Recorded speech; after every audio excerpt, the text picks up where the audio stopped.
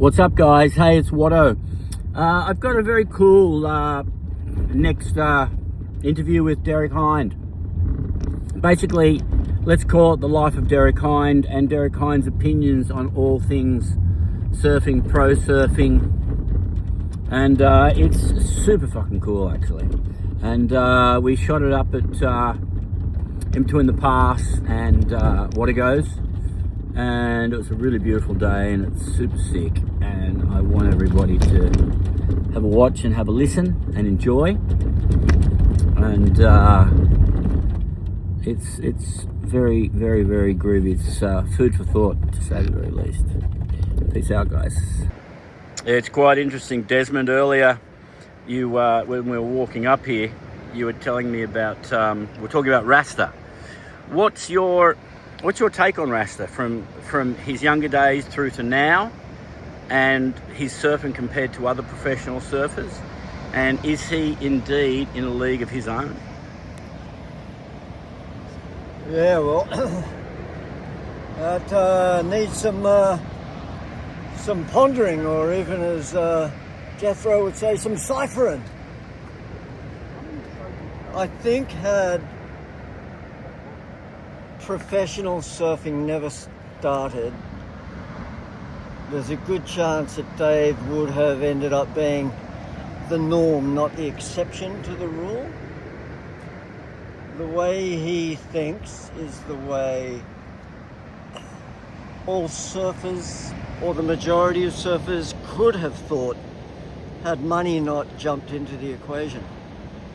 When he dropped his length sub 5 feet, I'd also dropped my length sub 5 feet, and I was coming back from, this is years ago, I was coming back from Noosa, and I was really surprised because I think he just won the Billabong Junior Series, but here he was on a 410 Dick Van, and I stopped and watched a couple of waves at Burleigh and drove home, thinking to myself, that's the end of Dave as a competitive surfer. And it was. So your ideas and your thoughts about Rasta now with Patagonia, his early days, kind of nearly setting the standards for free surfing, and where he is now? When Dave was young, being a Burleigh boy, he was, I think, just breaking away from the clubby movement, and I'm pretty sure it was Grant Hackett that was his kind of training partner. There's a name from the past, Russell Hughes. There's footage of him at Burleigh where he's smooth yet radical, and I think there were moments at Burleigh where the seeds of Dave's style were taking ferment. Thornton Farlander, whilst not having Dave's style, didn't suit the contest criteria because he was so kind of, I don't know, reflective of where Dick Van was in shaping. As Dave progressed out of the competitive surfing league, he was incredibly lucky to have a mentor, at least a design mentor, like Dick Van, in that he could ride anything and make it look good. Dick Van could build anything and have it look good. The combination was a winner all down the line, except that not everyone could ride Dick Van's boards and make it look good. Dave is probably the world's worst test pilot because ultimately he rides any board very, very well. If we were to have a heat, Rasta versus Andy Irons, both in their heyday, how would that heat go? And whose surfing do you think would win, and why? Over style, over grace, over radicalness? Well, Andy would win because Andy had the ramp half turn what did I call it? I called it a check turn. So a quarter of the way down the face, backhand or forehand, he'd tend to pop it over the lip and then retake off. So almost he had two turns in, at least in the judge's eyes, to anyone else's one, including Kelly. Dave was a bit too fluid for the time because even then style was taking a back seat. If we were to fast forward now to the likes of Kelly Slater from, God, I remember when I was training Craig Etchegoyen back in the day, and oh yes, Jamie Brisick. I only spoke to Jamie the other week and he goes, why do I remember when you were training me, and you trained me really hard, man, I gotta say. He goes, and I just looked back and it was Garth Tarlow, who's now one of the main guys for different surf brands but and did things. you make Jamie vomit? Well, no, but everyone else did.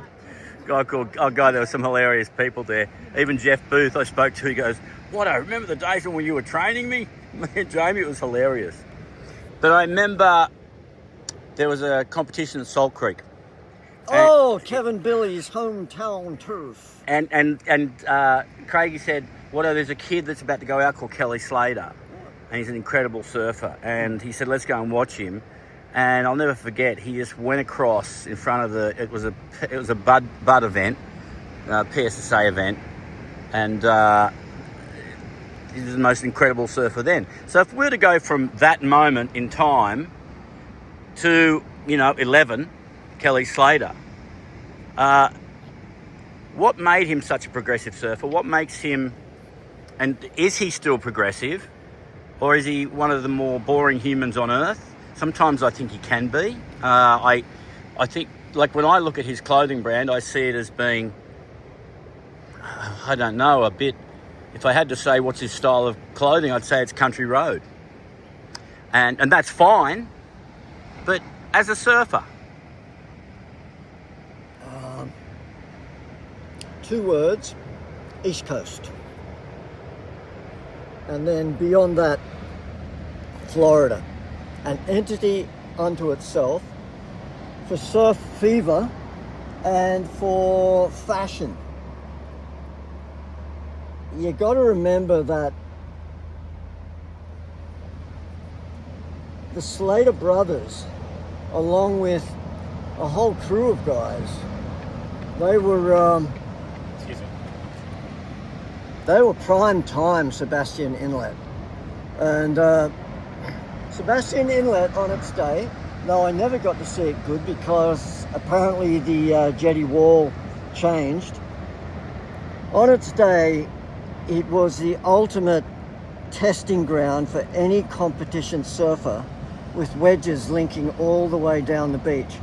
But when you combine the younger brother chasing the older brother, the fever of East Coast surfing, magnified in Florida, completely exploding at Sebastian Inlet, you've got the entire recipe for Slater just to walk right into T Street in San Clemente and take the dregs of the influence of Potts having been there a few years before. What makes Kelly the greatest of all time? I'm not calling him the greatest of all time because that's entirely based on the substance of how competitive surfing changed. I mean, it could be Rabbit Kekai in 1947 that blew the minds of Joe Quigg and Tommy Zahn, and maybe it was Peter Lawford was with them. That was the beginning of modern surfing right there. Kekai hanging 10 in the barrel at Queens. At the time, the greatest of all time. Why should someone whose perfection in just about every wave has been governed on design shrinkage and elimination of style in the criteria? For my mind, Jeffreys Bay, I would put prime time Mikey Mayer on semi-guns to full guns as the match of Slater for the purity and beauty that can be unleashed on its day, the world's greatest wave. Surfer's Journal, Desmond. We were down in the car park, and you said, you just got the latest issue of Surfer's Journal, and you were on the back. Yeah, but again, you are telling me to show you this. Let it be very clear, Derek didn't want to do this, I did. Because I think what it does, it makes a lot of people realise that Derek, the silent professor, it's a great example. You know, he doesn't want to be seen or shown too much, but prolific at what he does. You were part of the very first issue of Surfer's Journal. Yeah, as far as I remember, it's 30 years. I'm pretty sure it's 30 years. I did something on Jeffries. I can't remember what it was, but it was basically the nuts and bolts of the wave itself.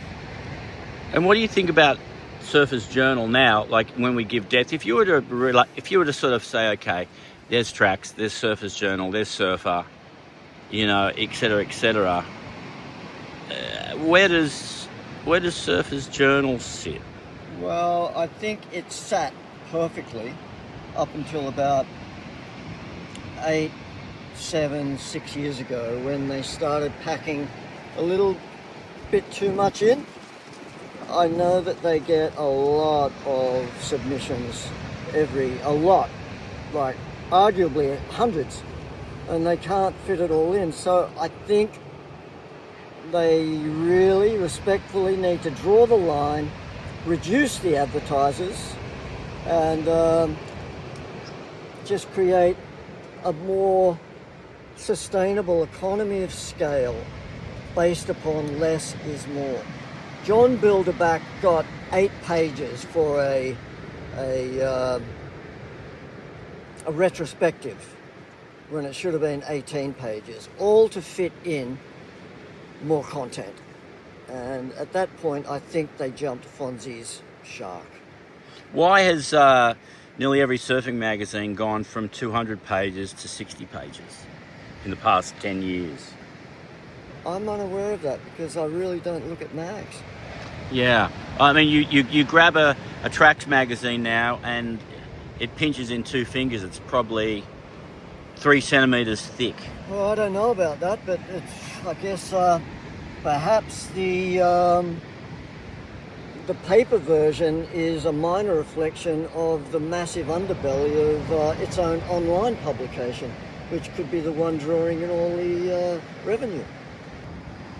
Probably if you wanted to factor in a comparative analysis of Slater in the 90s and beyond to great surfers of the 70s, well, I wasn't one of them, even though that shot that is pretty good made the back cover 40 years later. 40 years later, it's on the back cover of the recent issue of Surfer's Journal. No photo incentive there for me, but I'm sure Steve Wilkins got a surprise in the mail.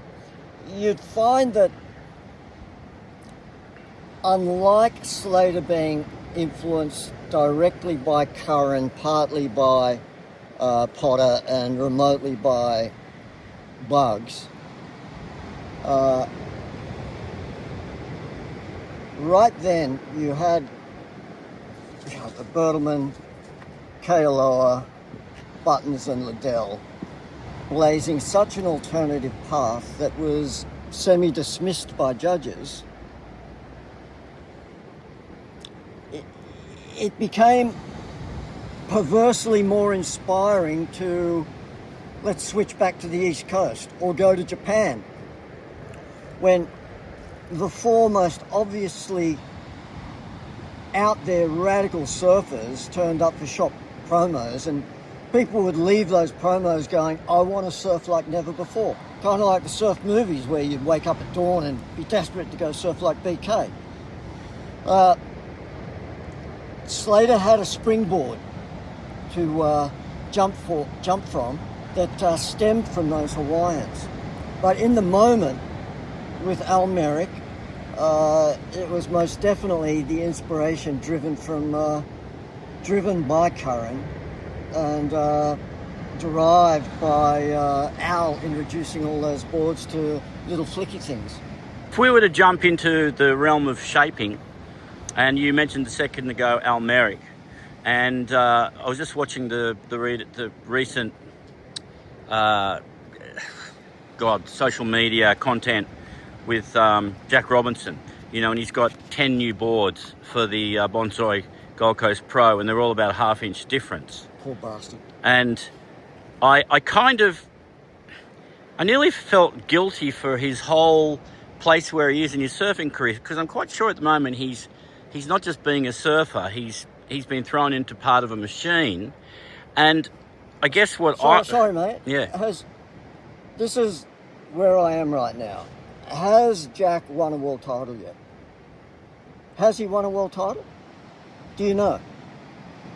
You don't know if he's won a world title? Don't think he has. I don't think he has, no.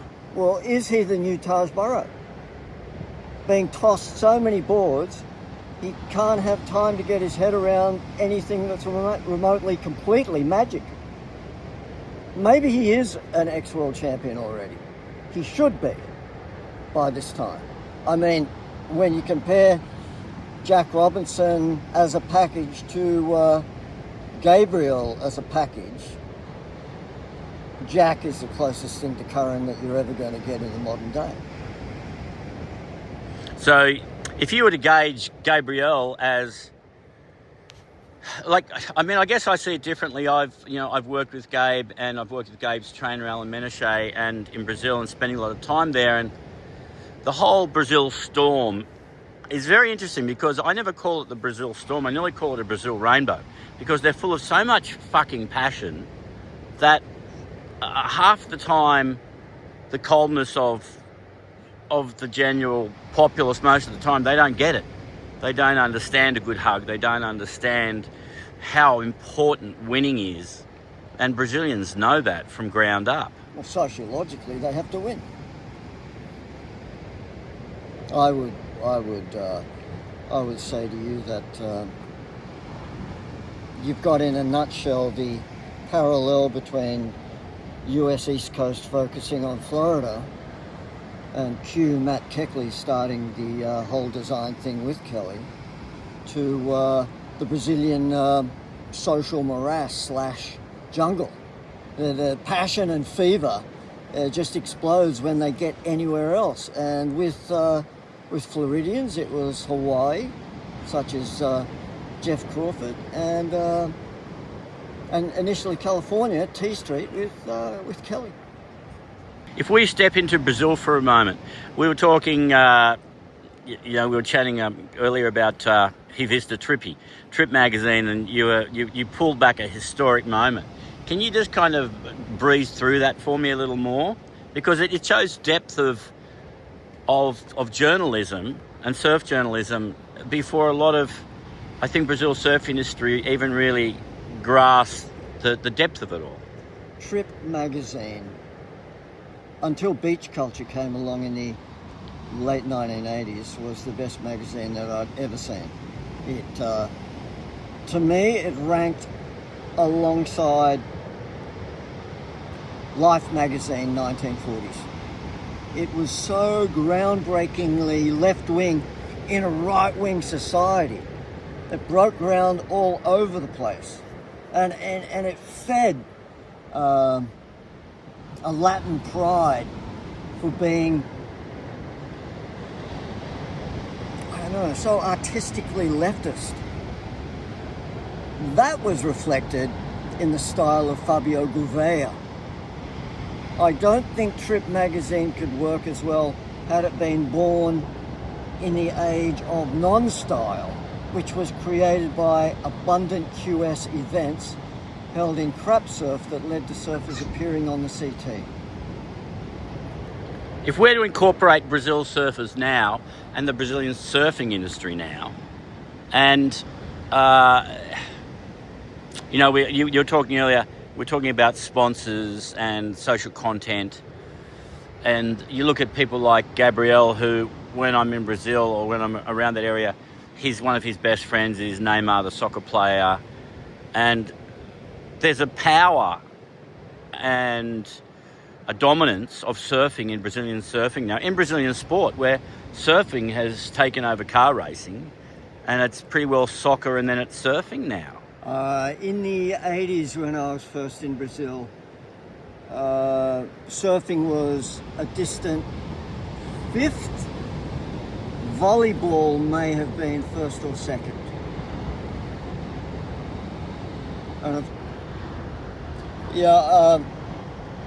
About the rise of Brazilian surfing as a manic force.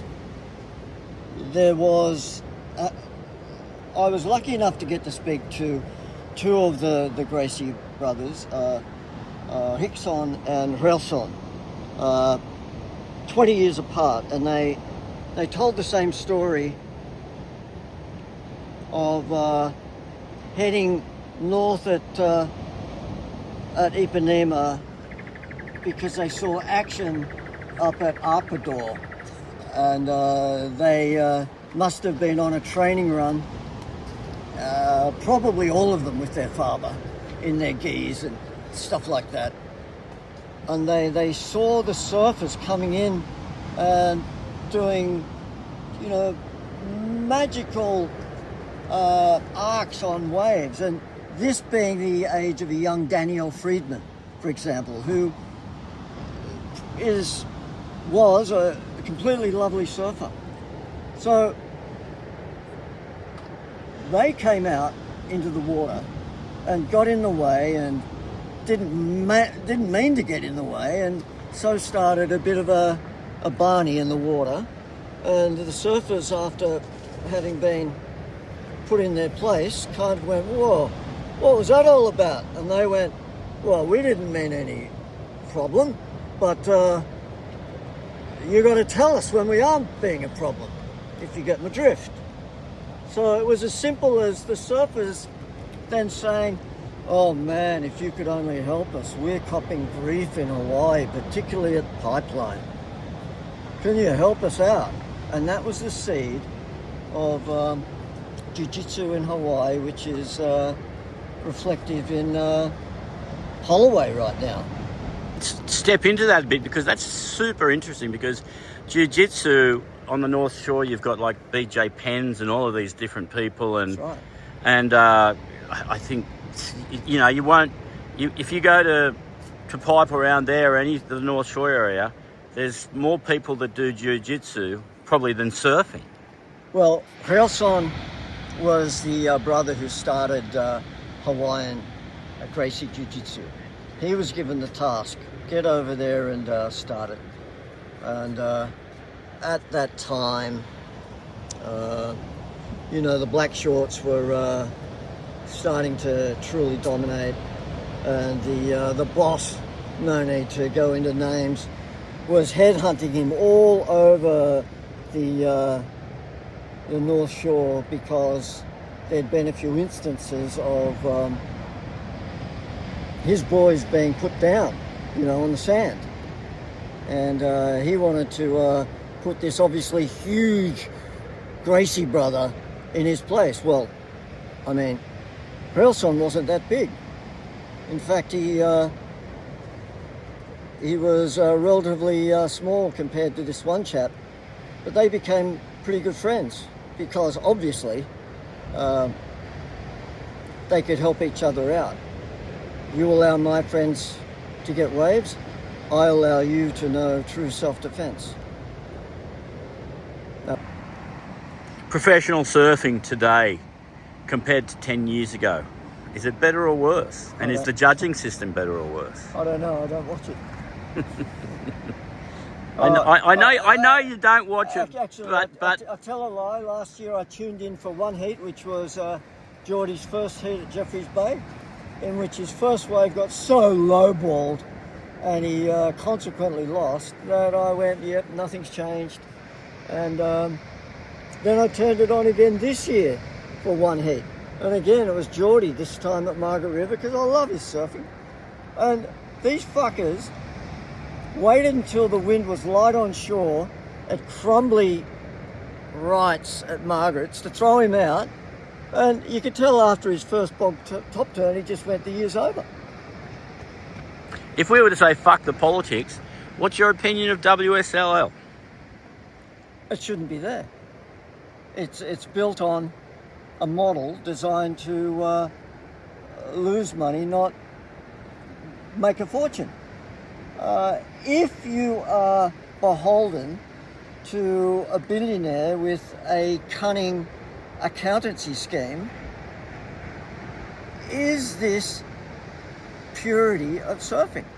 I'd rather have the industry struggling to make it work and the industry taking hits than a non-surfer at the top. It's interesting, when I was at the competition the other day, and apparently a lot of the surfers, they don't have free rein to speak whatever they want to about, you know, surfing and WSL, and when they're being interviewed, they're quite, apparently I've heard, they're quite sort of limited and have to be careful as to what they say. Does that ring a bell? Well, does that ring a bell? I had, maybe you should address Kieran Perot and ask him why the organisation shut me down all of a sudden when the Drug Aware event was on at Margaret River. They weren't too happy when I started investigating what was going on with one of their top 5 surfers. All of a sudden the legal department was all over me. I didn't really want to lose my house. drugs and surfing. Do you think there's less drugs now in surfing, or was drugs one of the main things back in the 70s that drove surfing and made surfing become a professional circuit, or made the brands become what they are through through the drug industry? That's a controversial area in itself. No, but it's not really controversial. When Fred Van Dyke got the freewheeling spirit to launch the first Smirnoff, I think in '69, he came at it from an incredibly pure reasoning. However, by 71, not everyone was clean surfing Sunset, particularly when it was big. When you get to the 80s, the naughtiness of drugs in surfing in the 70s started to pale by comparison, because certain individuals were, running roughshod more at night than they were through the daytime. the controversy of Nat Young, Midget Farrelly, do you think that set a precedent for longboard surfing? Well, I can't say it did, because Midget was already working on his V-bottom, delivering that V-bottom at the Palm Beach Wind and Sea Intercontinental event. And a lot is said about how Nat and John Witzig et al. Kind of put Midget in the shade. But what is not commonly known is right then, Midget lost both his parents within weeks of each other. One through cancer and one got run over. You couldn't read about it. So there was a period of obvious introspection for poor old Bernard. And that was the time when Witzig's ball kind of took off.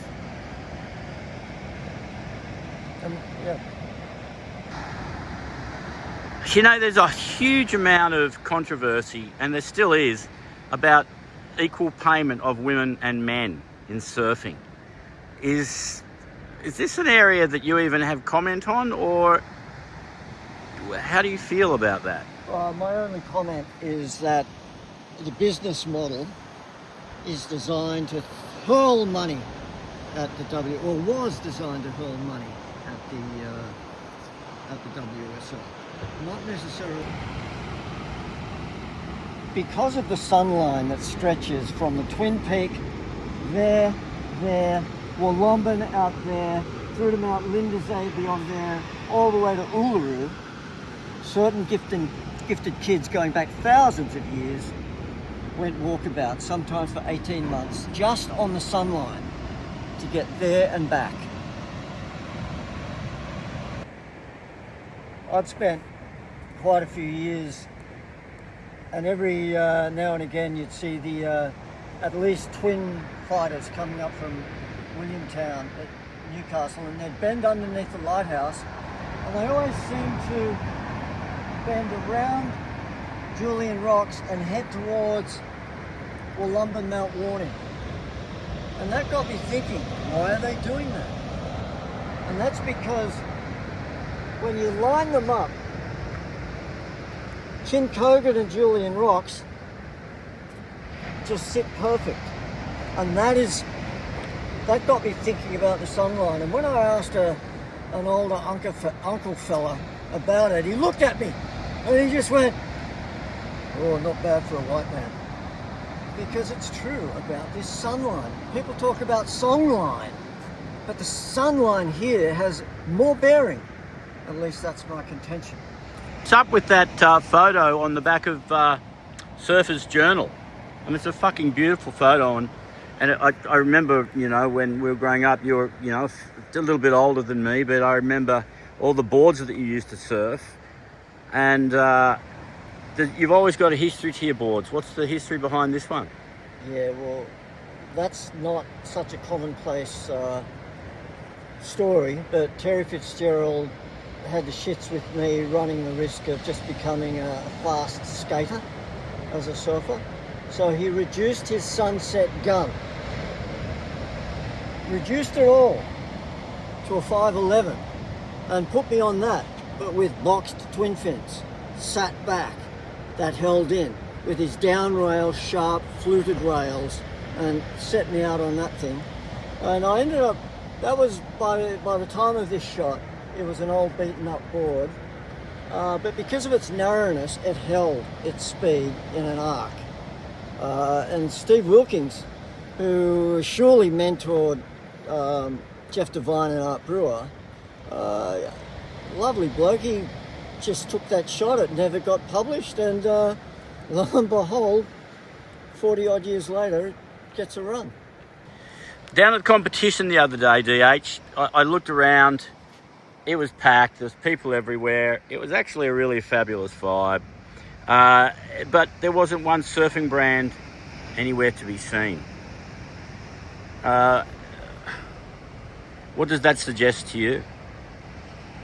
Well, that's worth just turning over to the viewer of this podcast.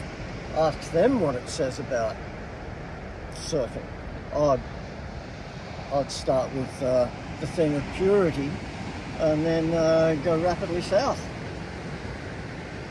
The billabongs, the quicksilvers, and the rip curls. They're forging a path that's getting worse and worse in my eyes. They're relying upon social media to be their backbone of success, when they should be taking a path actually the opposite. And they're not. How do you see the surf brands potentially going further and further into the future? Do you see them possibly falling apart, or are they always going to be there but a lot more uncool, less commercial, and just no sort of style to them? I think, given that the captains of industry have all run their course by now, gone into retirement, it's on their necks as to what the mission statement was at point of their retirement. Whether the earth of the company was locked in a perpetual mission statement, or it was up to the next CEO, whoever it may be, surfer or not, to do his own mission statement. It's on their neck. That was a thrill for them.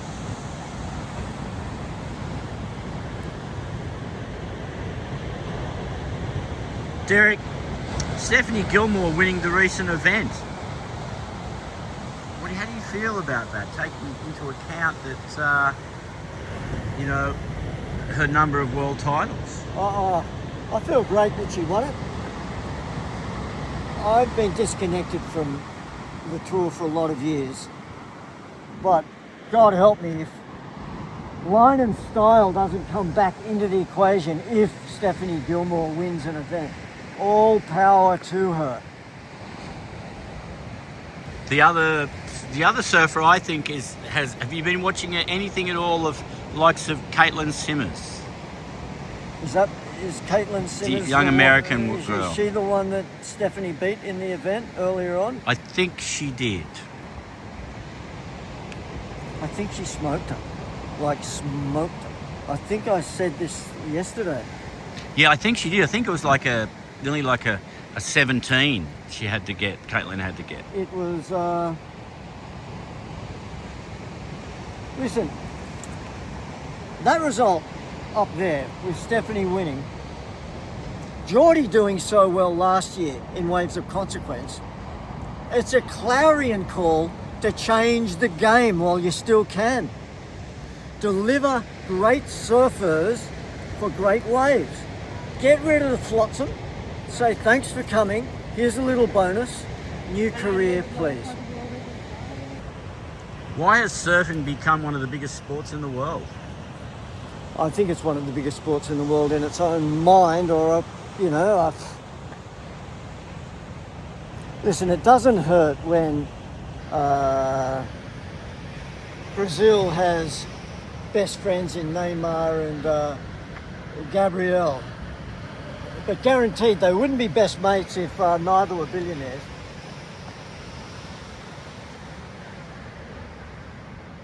Surf lifestyle is one of the biggest commercial lifestyles on the planet, no doubt about it. You made the call yourself about 25 years ago that it was going to happen. It was only a matter of time. Desmond, as we sort of come to an end of this interview, overall, is surfing still paramount in your life, and do you think it's paramount to your health and paramount to brain, the happiness of a person just getting into the water? I think the key to the surfing life is the switch between acid in the body and alkaline in the body. One good wave will switch the body to an alkaline physiological perspective, which is incredibly good and life-giving, generating. That's it. One good wave.